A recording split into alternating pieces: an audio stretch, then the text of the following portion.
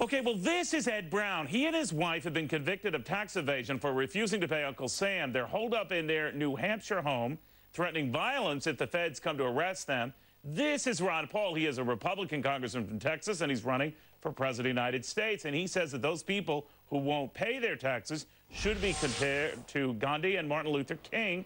He's here to explain. All right, these guys are holed up in there, and they're heroes to you. Right, Congressman? Wrong. I've never said that, because I preach nonviolence. That's what Martin Luther King preached, and that's what Gandhi preached. That's what Lysander Spooner preached. So no, I don't advocate violence at all. And people who resist the law and challenge bad laws, which I think the IRS is, they're capable of passing and regulating bad laws. So people have an obligation, if they feel that there's an injustice, to stand up, but they have to bear the consequences. So, Congressman, you're not saying Ed and Elaine Brown can be compared to Gandhi? I never said that. Matter of fact, I know very little about that case. I've never talked to them. I don't know the details, and I think that there's been some misstatements made about that. Okay, so you did these statements that you did apparently linked to that. You're saying that is not the case. No, because I've never advocated violence. I don't believe in violence, but I believe in civil disobedience. Okay. But you have to do that with the realization that you could end up in prison. But, you know, we're talking about laws that are unjust laws. We're talking about an unconstitutional approach to collecting taxes. So you don't believe that you don't believe anyone should pay taxes? Well, I think if you don't like the tax law, you should change it. That's why I run for Congress, and that's why I run for the presidency, to get rid of the IRS, because the assumption No, these guys are going one better, though, Congressman. They don't want to pay taxes.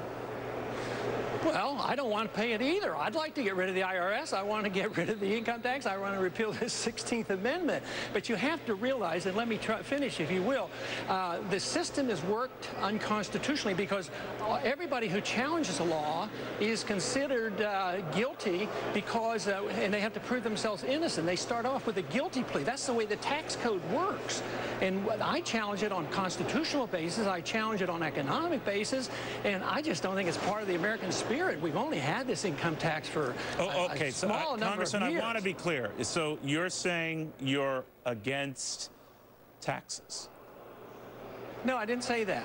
But I'm against the income tax, and I'm against most taxes. Understood. But I'm for limited government. I'm for limited government. I got you. So You've been consistent on that. I'm sorry, sir. I want to stick on message here, because these folks, Ed and Elaine Brown, have said, and I quote here, all police officers today in this nation are mercenaries, talking about the threat that the police might try to force them out of their home.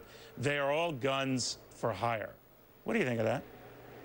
Well, those words that I wouldn't use, and I don't know anything about what they're up against, because I don't know the case. I'm just opposed to the tax system, and I want to change it. Some people will do it my way legislatively. Others will do it by practicing civil disobedience, but they have to realize what the consequence could be. And just think of it, see if you can comprehend how Martin Luther King tried to change some very bad laws. And I think we have some very bad tax laws, and I want them changed. But Congressman, if everyone in the country were to say, I'm practicing my civil right here to say taxes are wrong, I'm not going to pay them, pretty soon we wouldn't be able to pay for that building you're standing in. We wouldn't be able to pay for your salary. We wouldn't be able to pay for pretty much anything. Well, what did they do before 1913? How did you think they built this building? Do you think they built it with the income tax? They built it with borrowed money in the 20th century, and the Federal Reserve, when they print the money when they need it. So, yes, I'm challenging that whole system. All right, so you would be for, all right, Congressman, so if we get rid of the income tax, if everyone in the country takes some sort of pride in what Ed and Elaine Brown are doing by saying they object to income tax, everyone did that at the same time, we'd be in a hurting way, wouldn't we?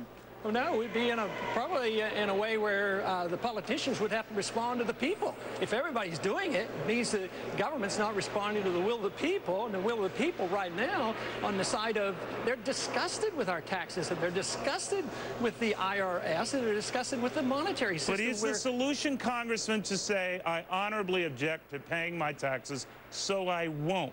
Is that the solution? Do you endorse that solution?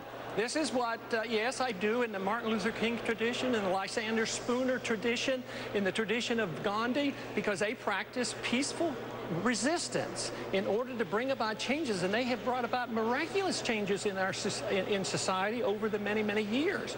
So there's nothing wrong with that. I mean, that's in the American spirit. Why be placid and passive and say, oh, yes, you can be guilty of a crime and you prove yourself innocent? That's what the tax code does.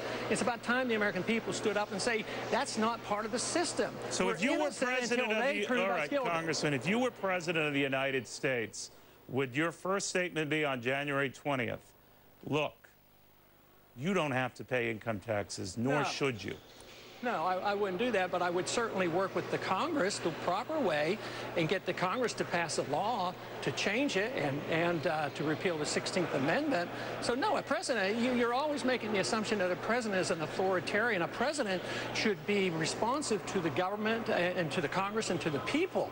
But the Congress, a president like myself, even though I would believe this, I couldn't do it, but I would try to persuade people to do it, just as I do in the Congress and just as I do in campaigning for the presidency. All right, Congressman, thank you very much. We'll see what happens to the Browns. All right, we come back. Paris giving